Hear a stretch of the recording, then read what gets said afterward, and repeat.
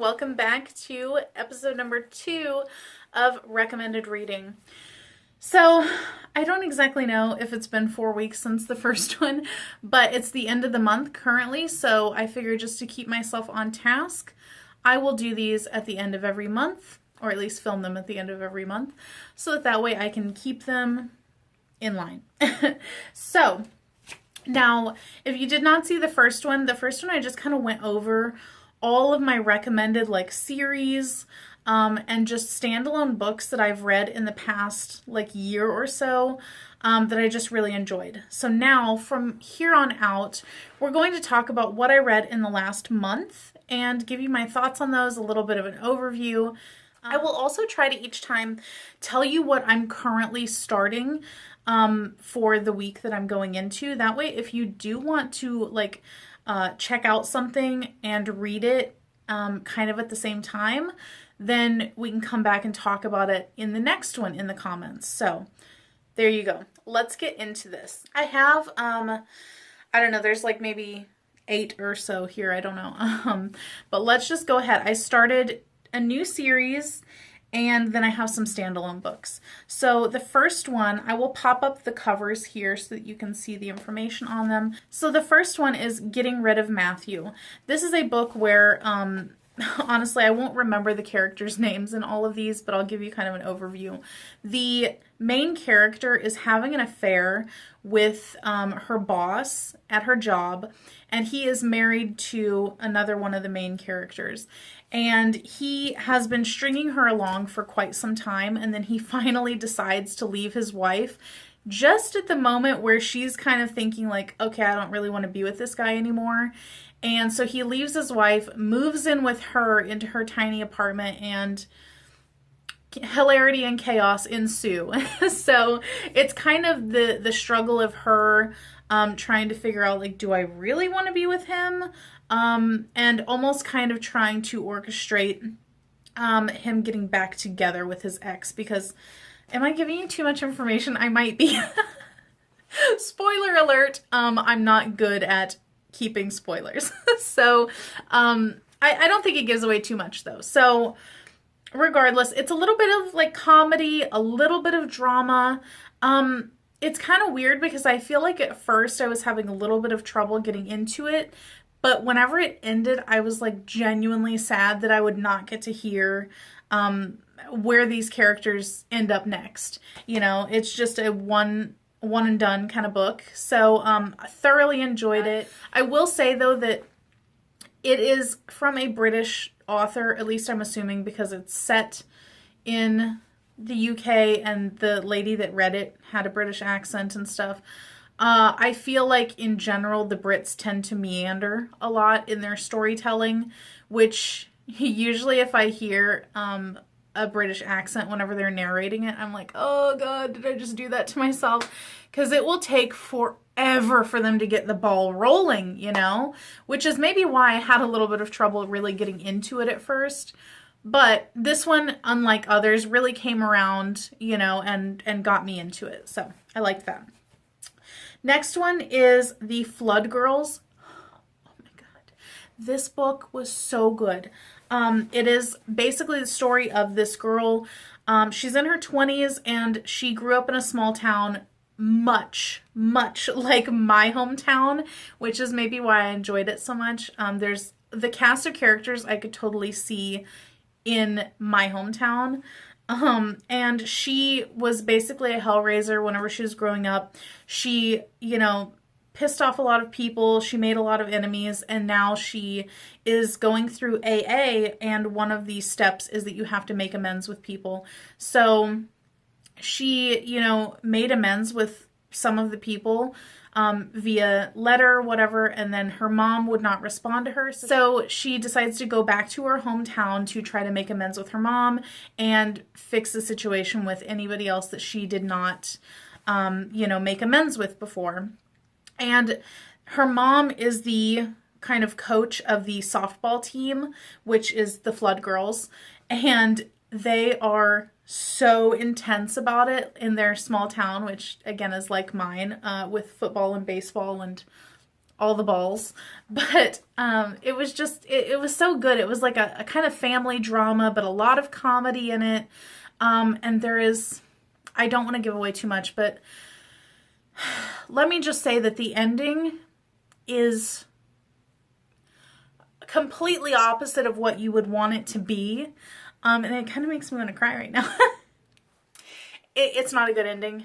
Not good at all in terms of the emotionalness of it. And you just don't see it coming, really. Like, you see it coming toward the very, very end, and then it happens, and you're like, how could you do this to me? But just be prepared for it. But it's so good. It is so worth the read. I thought the lady who narrated it did such a good job on it. And it's definitely one of those that I wish that this author had more books. And perhaps they do, but my library only has the one book, because I feel like the storytelling was just so good, and the layers of character building and stuff, just amazing. And I really just, that ending, man, like it made sense for where the story ended up, but it just was gut-wrenching. You should read it, though. I'll just say that you should just read it. I have a couple kind of disappointing books, and then I'll tell you about the series at the end. But the first kind of disappointment was Dan Brown's The Origin. I have loved every single other of his books, and especially the Robert Langdon books. This is the most recent one that I've seen from the Robert Langdon series. And I just feel like there was not a whole lot of like symbology type of stuff, you know, and like kind of like in his books, you kind of like feel like you learn some things, and almost like conspiracy theory type of stuff. And I feel like there wasn't a whole lot of that in this book. It kind of took like a turn that was different from everything else that he's done. It was much more computer oriented, which he has done before in like standalone books. But I feel like the Robert Langdon ones usually focus more on like history and stuff like that. And this one, I feel like the ending was totally choreographed. Like you knew it was going to happen. And it was just one of those where I feel like I wouldn't recommend it to you, even if you read all the Robert Langdon ones. It's really like, they're standalone books pretty much, because they don't really mention each other in them, you know, in the books, the events that happen. So it's kind of like you don't really need to read them in order or anything. So if you enjoy Dan Brown, I would skip this one, because it doesn't really seem a whole lot like Dan Brown, and especially the Robert Langdon storyline kind of thing. It just wasn't like it. And I do want to say though that I have like pink, and I don't know where it's from. Now I'm freaked out. Like, where could that have come from? I don't know. But anyway, I will say that in Inferno, if you read that one, you know that there was a very big like ending to it, where it was kind of like, what's going to happen to the world, and then they just moved on. It was like it never happened, and I'm just like, but what happened after that? That's where I feel like this book should have went, and it just didn't. So totally was not into it. I kind of didn't even want to finish it, and then I was like, well, I'm halfway through, I just need to like power through and do it, but not great. The last standalone one that I read was Fatal. I wanted this to be so much better than it was. So this one follows the story of a woman who meets this guy at a dinner party. She's married, he's married. She orchestrates this like one-on-one rendezvous with him. She cheats on her husband, he cheats on his wife, yada, yada, yada. And then they just go their separate ways pretty much. And then there's this YouTube will demonetize me probably if I say it, but there is an attack of terror in the book, and I feel like honestly, like, it made no sense to even put it in there because I feel like it didn't advance the story along, and it just seemed kind of like they just threw it in there for no reason. I feel like if you took that out, it would have literally not made any difference to the story, but yet they seem to like focus on it so much, which was just weird. It was like the author was using it as a crutch, you know, and I just was like, okay, well, can we not?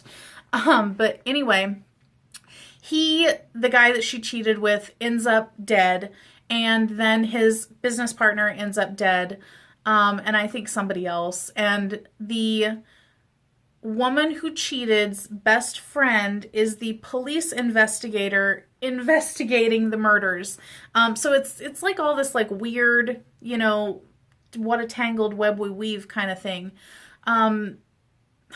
I feel like the story was just so disjointed and didn't really know where it was going. I don't know what this author was thinking. It could have been so much better, and it was just kind of like, well, there's like 10 hours I'm never getting back. And even the ending was so anticlimactic. It's like you knew what the ending was going to be. And I feel like the book honestly could have been like half the amount of time and still gotten everything out. And it was just, all the characters were just kind of like, I don't know, man. I didn't like it. I didn't enjoy it. If you have time that you would like to waste on it, though, there's a book for you.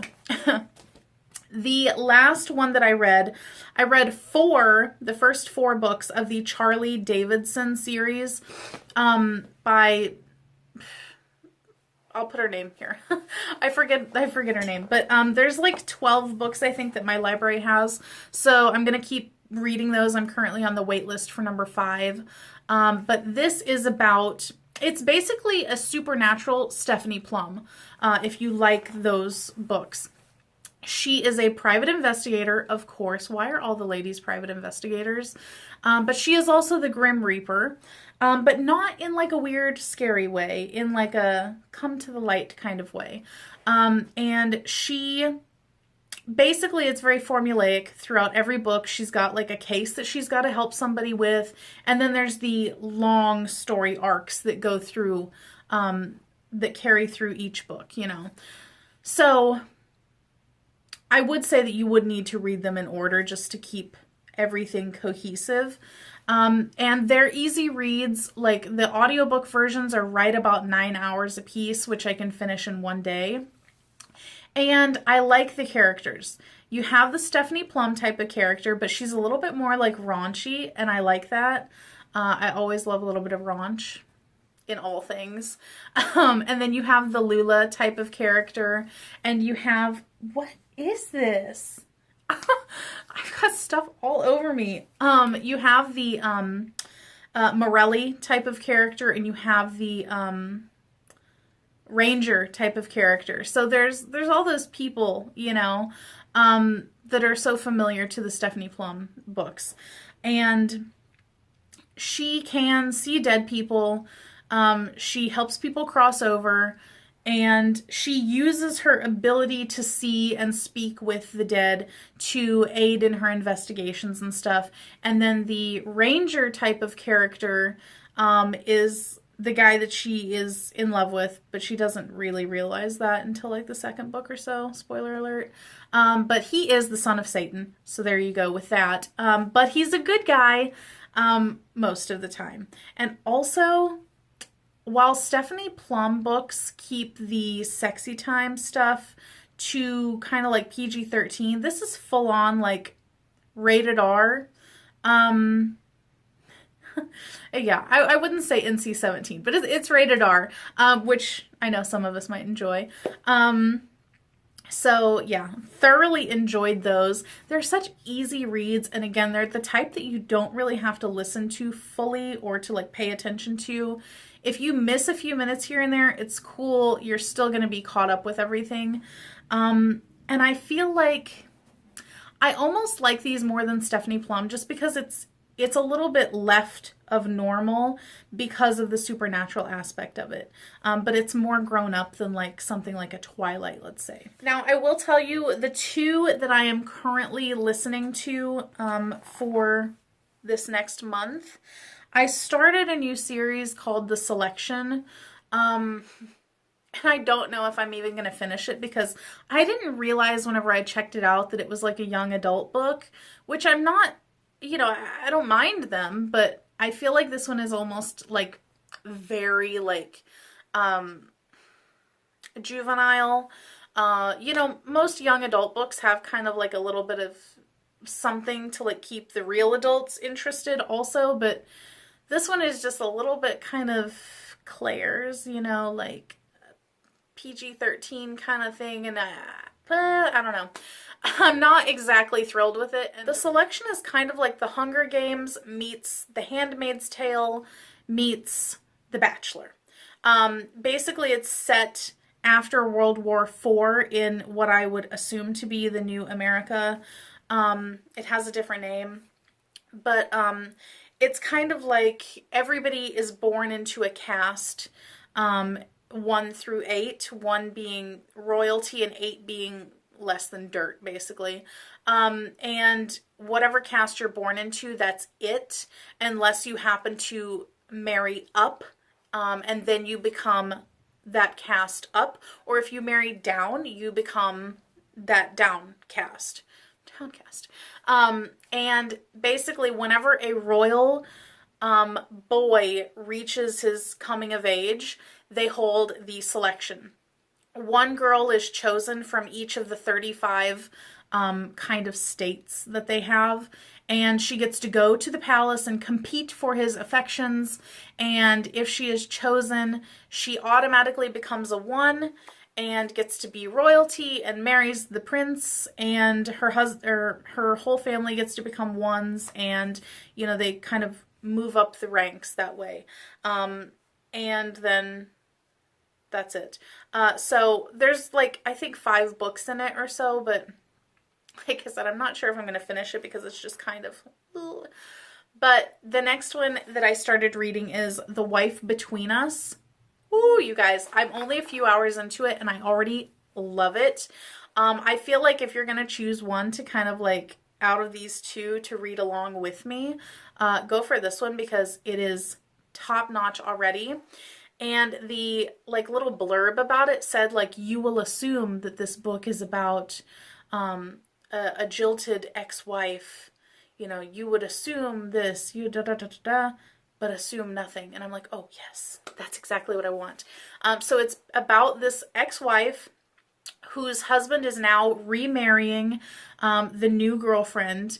And what she is telling us is that he started dating the new woman before he broke up with her. And the new woman is telling us that he started dating her after. Of course, she may not know, but I have a feeling that the husband is not what he says he is. And he claims that she's like an alcoholic and stuff, which I do think she is an alcoholic. Look at me talking about her like she's a real person. But so basically she's kind of following around the new woman, but there may also be somebody else following around the new woman, and the new woman is, going to get married to this guy, and things are just not, they don't seem right, like I just get this uneasy feeling listening to it. So I'm super, super intrigued by that. I can't wait to finish it and see how it is. I will update you on it next month though, and if you want to read that one along with so that we can discuss it in the comments, go ahead and do that.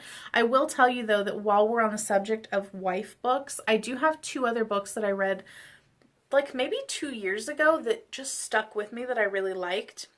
One is The Pocket Wife. Really weird psychological thriller type of book. I don't remember a whole lot about it. All I know is that I really enjoyed it.